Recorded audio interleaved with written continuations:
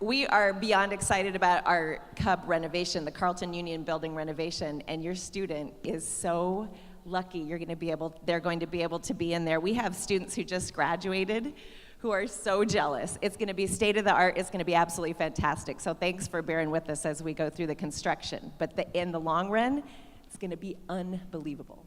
All right, time to tell the truth. How many of you have actually texted your student since you've been sitting here?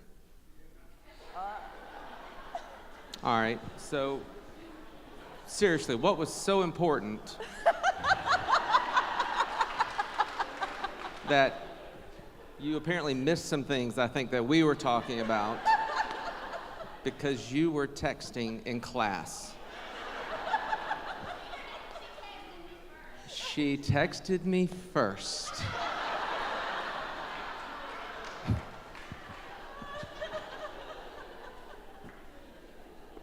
I love it. I love it. Just kidding. What did she say? Just curious.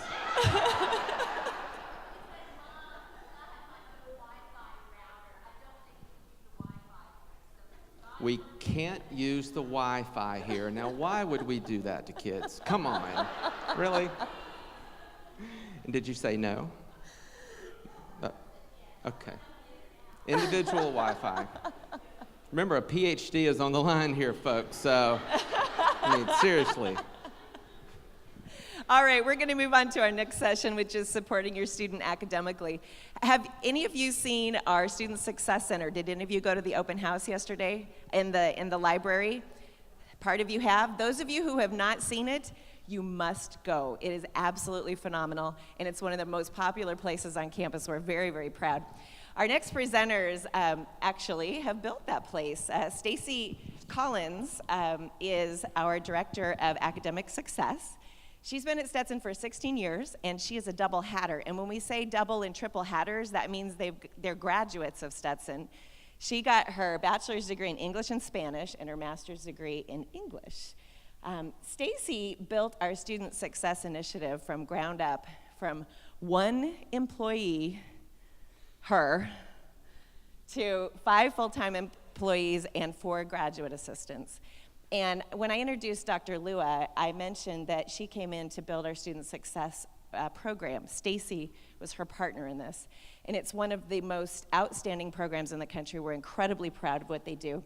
In fact, our attorney who works with colleges throughout the South frequently refers to Stacy as a best practice colleague. So when he's working with folks in this area and trying to help them, he often refers them to Stacy for advice and guidance. So we're very proud of Stacy and the work that she's done here.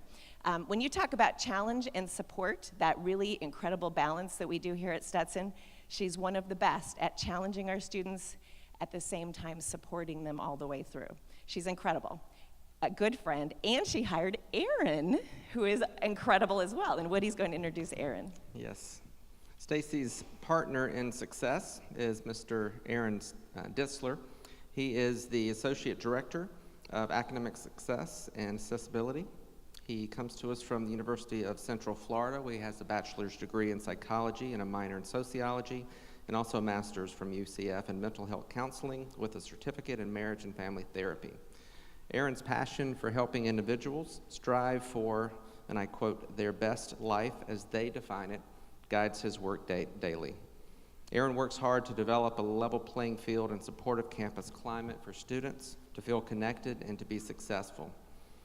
And I'll take their word for it, I didn't write these notes, but he is an incredible human being. He rocks, he's amazing. You're gonna love both of them. He is. And one of the loves of his life is a Cocker Spaniel named Lucy. Aaron, y'all come on up. Give it up for our friends Stacy and Aaron.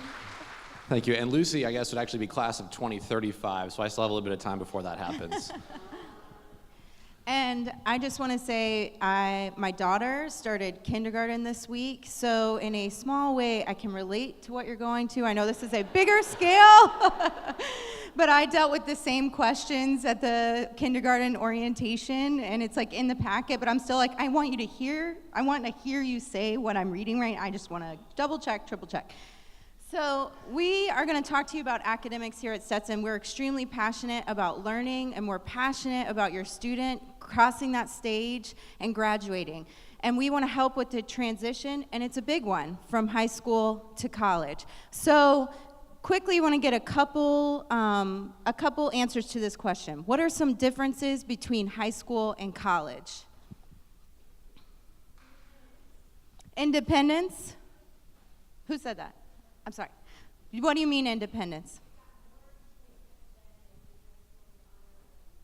More choices than they did in high school, and they're on their own. And they have a lot of autonomy to make those choices without you even knowing they're making those choices, like we were talking about in dining. How much pizza can you fit into your belly in one setting? Yes. Okay, what's another? Expenses. Lots of expenses. Is that what you're saying? A little more? Yes? Okay. That is accurate? Yes? Yes. Right. There's so much more choice in a good way. They get to select.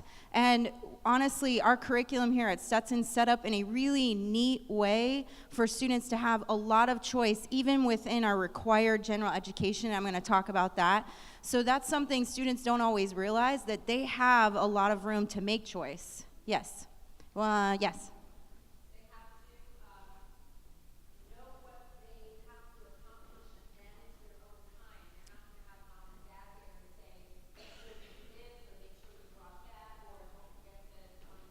Right.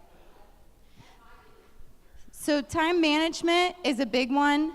In high school, you might go to school all day, and then you have your activity, then you take a shower, eat dinner, do your homework, go to sleep, and then you do the same thing tomorrow.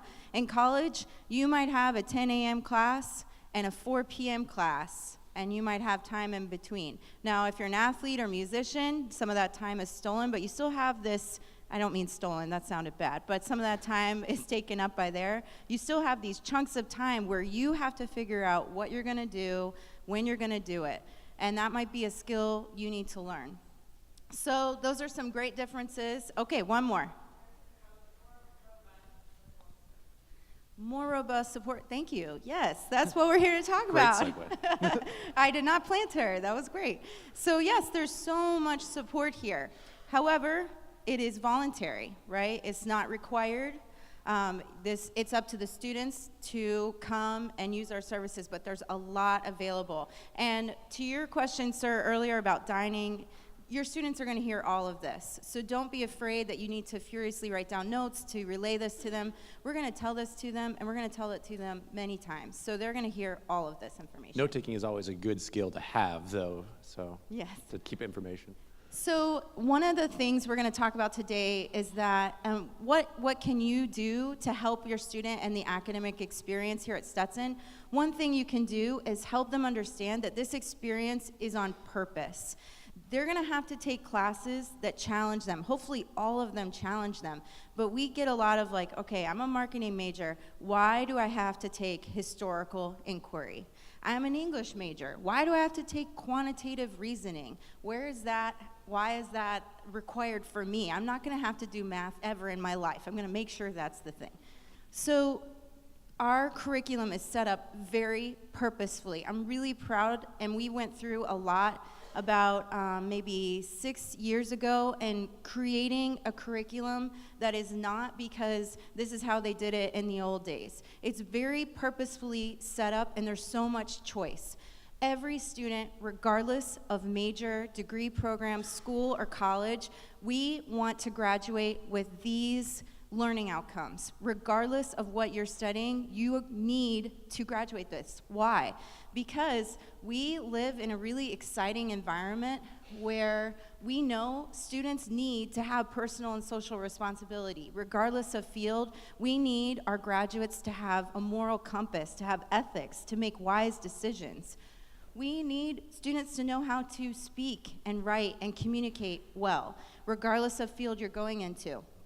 Quantitative reasoning. This is personal for me because I was an English major, as you heard, and I got my master's in English. Math is not my strong suit, but I did have to do quantitative reasoning at Stetson, and I'm really glad I did because, as Rena told you, when I first started this position, I had one human, it was me, and I had about $2,900 in my operational budget for the year, and that was in my entire budget. Now I have about 6 budgets and a lot more money to use wisely, and I have to be a good steward of that money. And if I didn't have any quantitative reasoning, I would be a little worried, and that's not okay. You need to know how to manage funds. And part of this I say to students is, when I was a student here at Stetson, my job didn't exist. My field didn't exist. And there are jobs right now that are not going to exist when our students graduate. An industry I often talk about is camera industry. It's going away. Why? Right. You have your phone. Who of your students who's carrying a camera and a phone? Very few, unless they're studying photography and they want to be an artist. We have camera phones. So there are industries that are moving away, and there are industries that are being created, and there are jobs that are popping up out of nowhere. So we can't train for a job. We need to train students with these kind of skills, and we know these are the skills employers and grad schools are looking for, so that your student can move from industry to industry and be marketable across different areas. And you are going to hear from Career next, I believe, and they're going to talk about this more, but this is really what we're looking for in our curriculum, is we want students to have, we want them to have competencies that go across the different boundaries. So you can look at this in our general education. Students are going to take courses in historical inquiry. They're going to take courses in culture and belief, and these are going to give them a breadth of skills and competencies. And then they're going to dive deep into their major. Now, they might have more than one major or more than one minor, but they're going to dive deep into one area. And this creates this T-shaped professional, which Career is going to talk to you a lot more.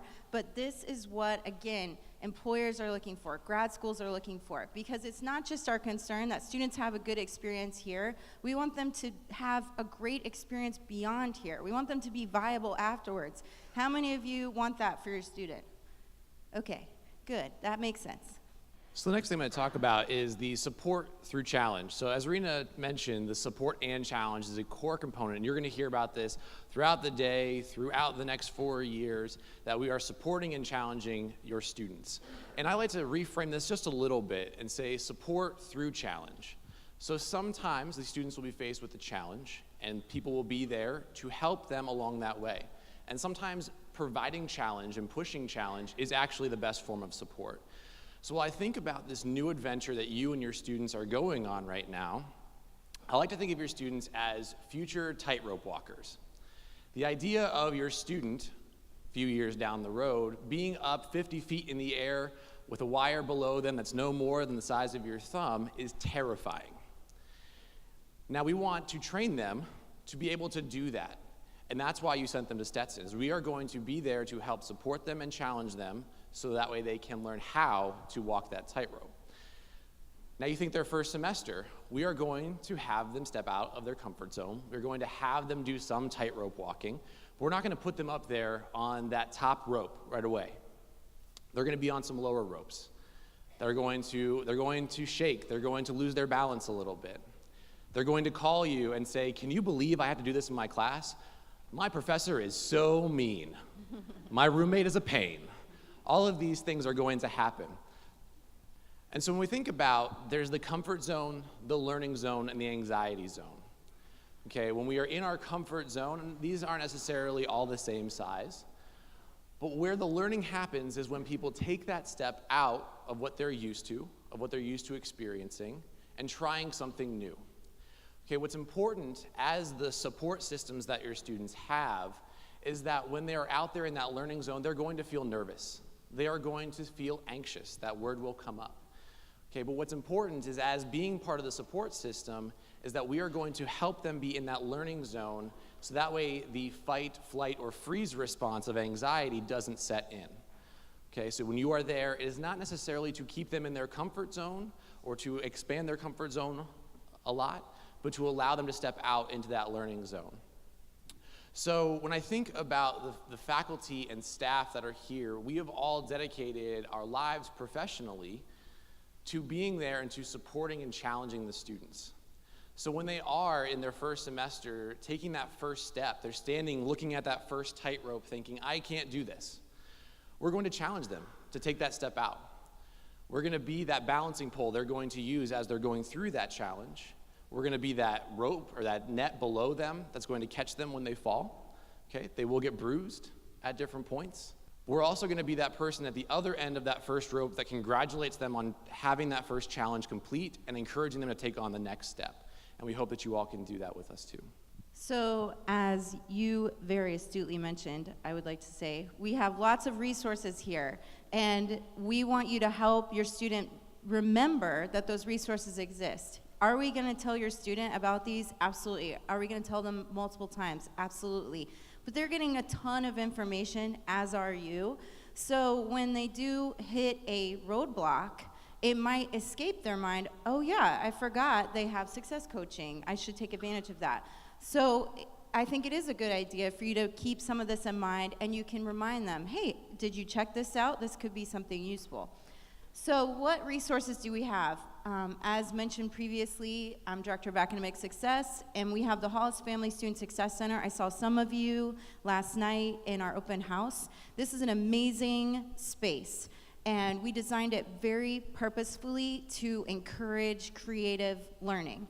And this space is open the same hours as the library, and students use it like crazy. So it's a wonderful just learning space in and of itself. But we also have services available. Success coaching, which Erin is going to talk to you a little bit more in a minute. Tutoring, Stetson peer instruction, which I'll also go into more depth. Discovery, any of your students discovery majors, meaning they haven't quite picked their major yet? We have great resources, programming, also one-on-one discovery coaching to help students kind of find their right fit. For those of you that are like, nope, my student has their major, no problem. Well, hold on to your horses, because in the first semester, students change their major quite frequently. We've studied it, and that's normal, and that's okay, because they're figuring out, what do I want to do? Pre-advising, we work with students. Every student has a faculty advisor, but we will help them prepare for that meeting. And any parents of student athletes? Okay, couple. So I have a staff person specifically on my team to work with student athletes on their academics. Her name is Charnice. She's fantastic. Your student has probably already met her several times, and she will definitely be reaching out to them. So another component of the work that we do is our accessibility initiatives for students that have disabilities. And so under ADA, or the Americans with Disabilities Act, the university does implement and ensure reasonable accommodations for those students. I've met with some families around this, and accommodations do come over to the university. Some students, we look at it from a social model, which means that the environment itself is what actually creates the barriers. And so the work that I do and some of our staff that we do together is to ensure that those barriers are eliminated or minimized as much as they can, so that way the amount of work and effort and energy that your students are putting into their academics is for them to be successful and not to try and overcome a certain barrier. So this building is where my office is located. It's on Burt Fish. It's on the hill that goes right from the back of the Cub down toward the practice football fields. We are having that space open from 10:30 today till 1:30. So if any of you want to have any questions that you'd like to talk about, you want to stop by our space, please feel free during lunch. That time is open for you too. With our success coaching program, we do have staff success coaches as well as peer success coaches. Our peer success coaches are sophomores, juniors, and seniors that we have trained in a variety of different academic skills. So you can see a few of them here: time management, test preparation, active reading, note-taking. We talk about test anxiety. When the student comes to meet with us, we ask that it's kind of a 2-meeting minimum.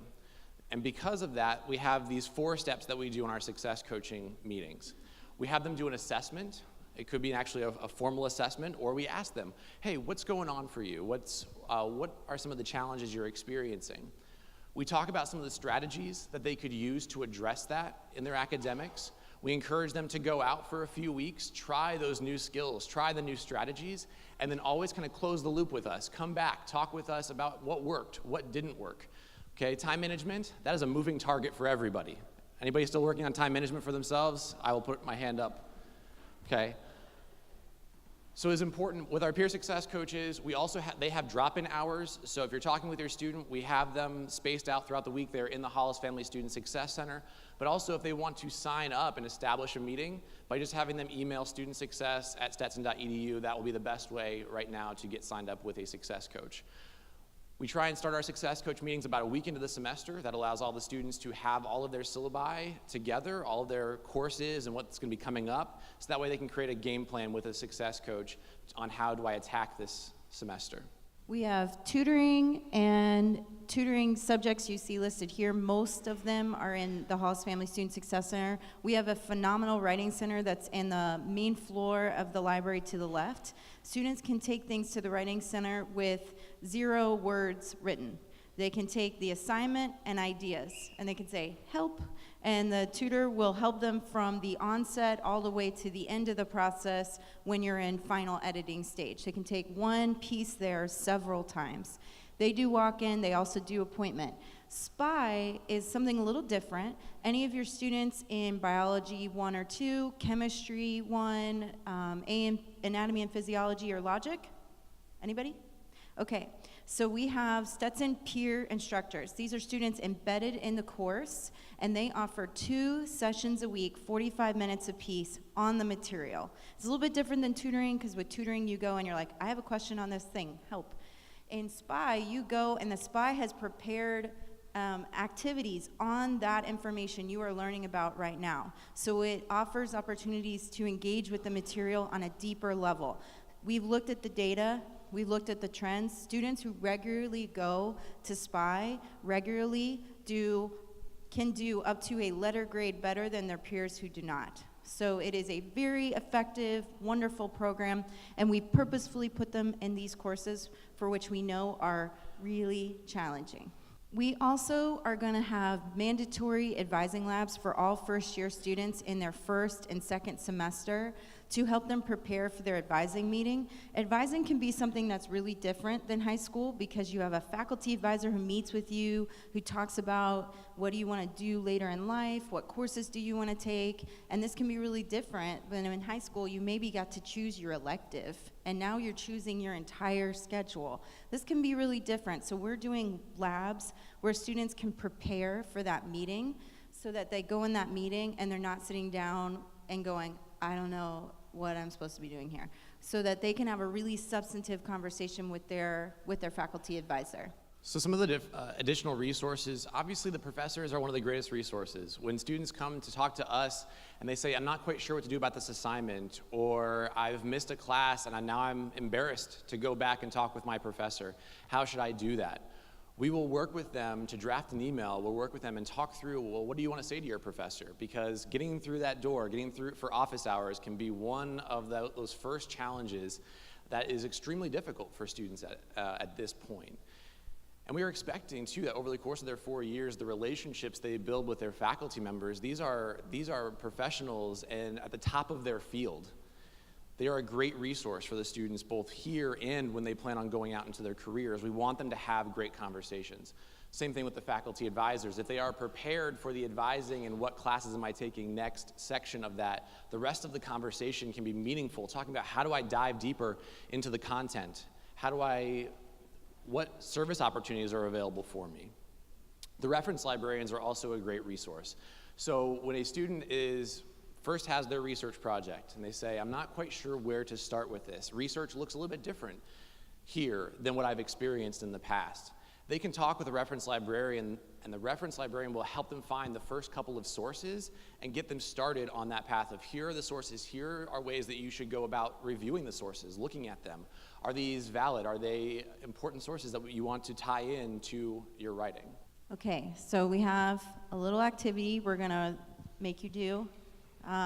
Because you did have to work for this degree. Just, it's not just about sitting and listening to us. So I'm going to give you a little scenario, and you're going to talk out what you would do. So your student calls you, or if that seems really unbelievable, let's say that they text you this. Mom, Dad, or whoever you may be. I turned in my first paper for my English class, and I got a D. The professor hates me, obviously, because I know my paper was an A paper. I worked so hard on it. So now I want you to think, talk with your neighbor. What is your response? I need a very brave volunteer who's going to come up on stage and act out this scenario with our student, Aaron. Come on. Who's going to volunteer? Volunteer. All right. All right.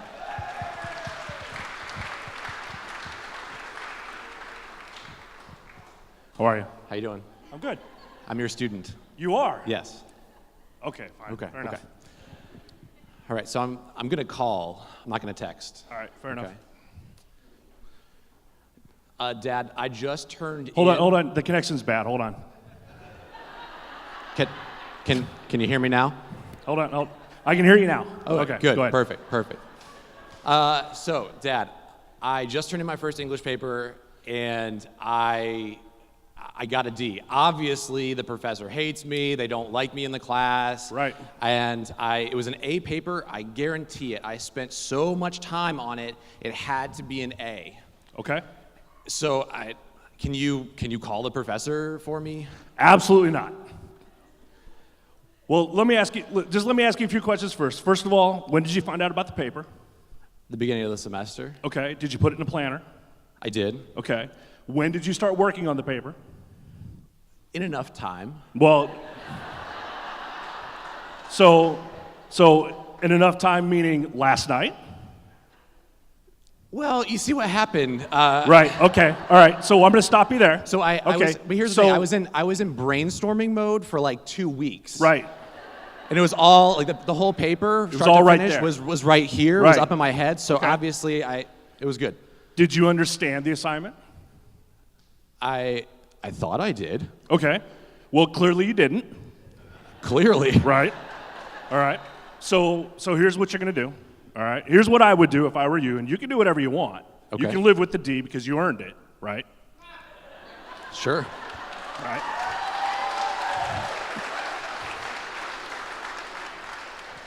What I would do if I were you is I would set up a time to go talk to the professor.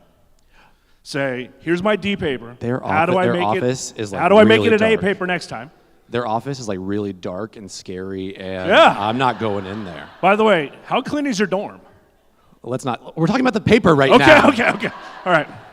So set up a time, go talk to the professor. Let's find out how we can make it a D and A. And then by chance, ask them, can I redo the paper? And if they say no, then you're going to work on it. And then if that doesn't work, I would highly suggest you go talk to the Academic Success Center and see if you get some help. I guess I could do that. Thank you. Great job. Thank you. Another round of applause. I think it's really important your student, as Lindsay said, they're going to call you and they're going to say, fix this for me. Regardless of what the situation is, academics, residential, dining. And we challenge you to not. Because when you do that, you take away the opportunity for your student to learn how to fix, how to problem solve. And honestly, this is something we struggle with. We talk about this all the time. A student will come in, and we love this student. We've come to really know your students. And there are times I'm like, you know, you have a lot going on. Let me just take care of this for you. Let me call them. Let me see what's happening. And even now, after being in this position for over 8 years, I struggle with that sometimes. And I go, oh, wait, no, stop.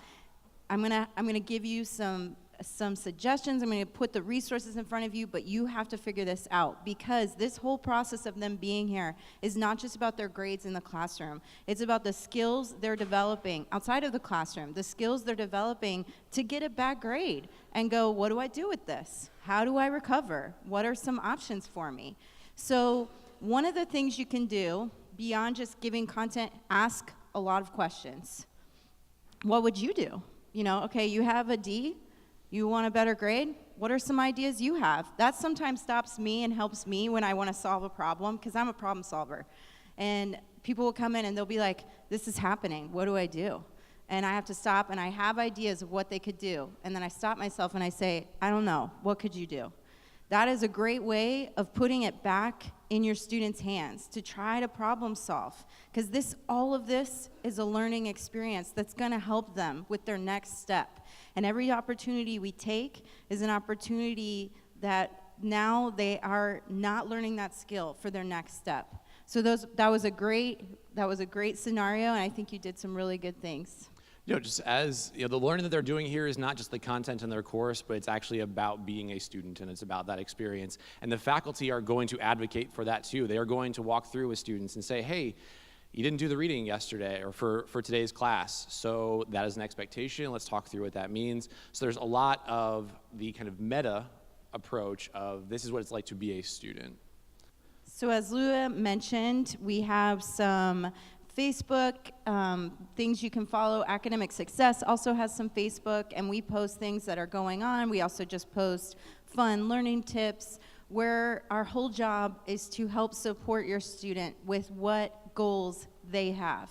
And we want them to articulate what they want here at Stetson, because my goal is for them to graduate and feel really proud of what they've accomplished here. And I might have some ideas of what that should look like for them, and you might have some ideas for what that should look like for them. But ultimately, we need them to figure out what is it they want to accomplish here, what are the things they want to see happen.